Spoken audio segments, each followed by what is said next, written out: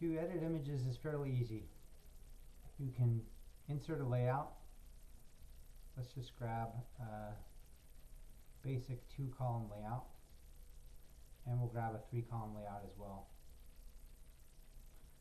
And then once you have the layouts you want, where you want them, you just click on the edit image icon and then click on the camera icon.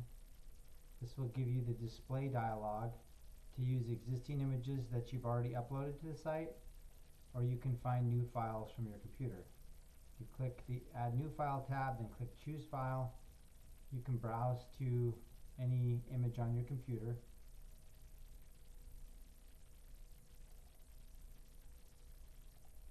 You can add it to a category if you've been categorizing your images, or you can leave it uncategorized.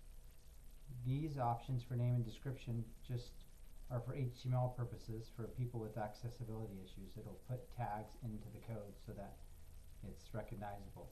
Then click Add File.